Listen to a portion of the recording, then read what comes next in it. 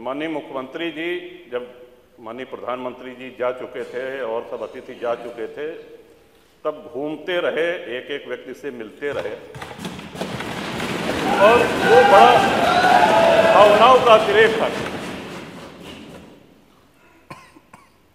भगवान श्री राम के हम सभी लोगों के जीवन में, हमारे यहाँ अवध में जब शिशु का जन्म होता है तो उसके कान में राम नाम, बड़ा सौभाग्य था हमारा श्रीमान। 22 तारीख को बहुत कम लोगों को आमंत्रण मिला था, वहां जाने का अवसर मिला। इतना सुव्यवस्थित कार्यक्रम। माननीय मुख्यमंत्री जी जब माननीय प्रधानमंत्री जी जा चुके थे और सब अतिथि जा चुके थे, तब घूमते रहे, एक एक व्यक्ति से मिलते रहे और वो बड़ा भावनाओं का अतिरेक था।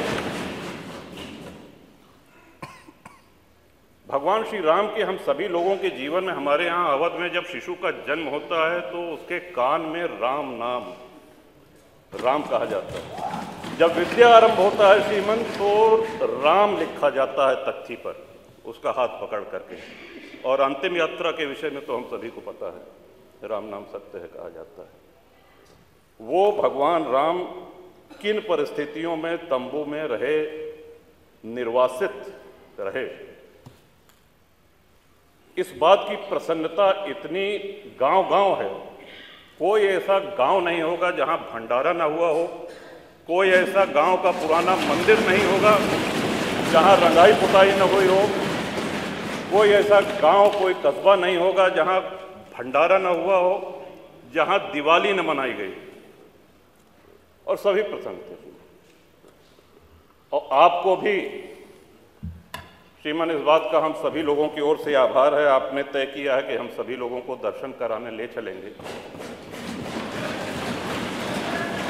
कुछ विधायक अभी चर्चा कर रहे थे कि हम लोग जाएंगे कि नहीं जाएंगे। इस पर चर्चा मेरे विचार से आपके नेतृत्व में, और आप दल से बहुत ऊपर हैं, आपको हम सभी लोगों ने अपना विश्वास व्यक्त किया है, चाहे वो सत्ता पक्ष हो चाहे प्रतिपक्ष है। तो ये यात्रा आपके नेतृत्व में हो रही है, तो मेरा सुझाव है कि सभी साथियों को, सभी विधायकों को खुशी खुशी चलना चाहिए। ये कोई राजनीतिक यात्रा नहीं है और उसका अहोभाग्य है जो जाए। आपके माध्यम से श्रीमान एक और निवेदन करना चाहते हैं। श्री राम मंदिर निर्माण में कितनी भावनाएं जुड़ी हुई हैं, इसका अंदाजा इस बात से भी लगाया जा सकता है कि अयोध्या और उसके आसपास के सूर्यवंशी क्षत्रियों ने पिछले 500 वर्ष से साफा नहीं बांधा, पगड़ी नहीं बांधी, छाता नहीं लगाया। विवाह में दूल्हे को साफा बांधा जाता है, पगड़ी बांधी जाती। उनका वो प्रण प्रतिज्ञा आज पूरी हुई है। कितने लोगों की इच्छा,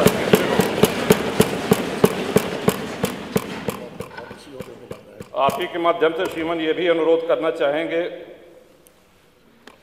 माननीय मुख्यमंत्री जी का भाषण, माननीय प्रधानमंत्री जी का भाषण सुनने का अवसर मिला। वहाँ पे भगवान राम की इस जय यात्रा में जितने सहयोगी थे, जितने उनके भक्त थे, सभी को स्थान दिया गया है। जटायु जी की प्रतिमा है, निषाद राज जी की प्रतिमा है, वहाँ बनेगी निर्माणा की, माता शबरी की प्रतिमा है।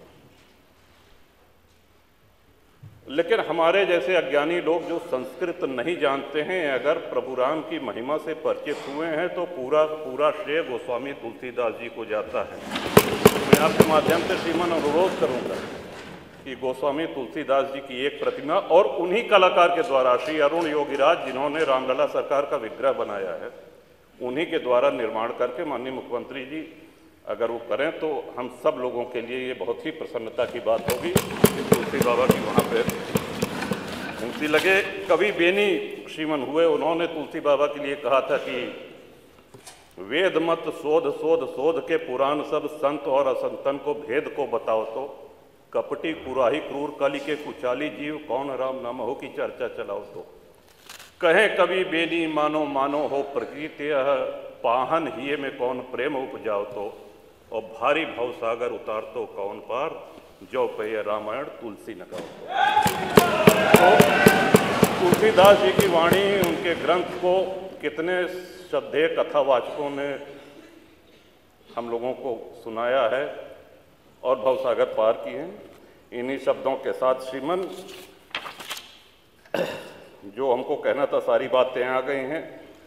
क्षेत्र के विषय में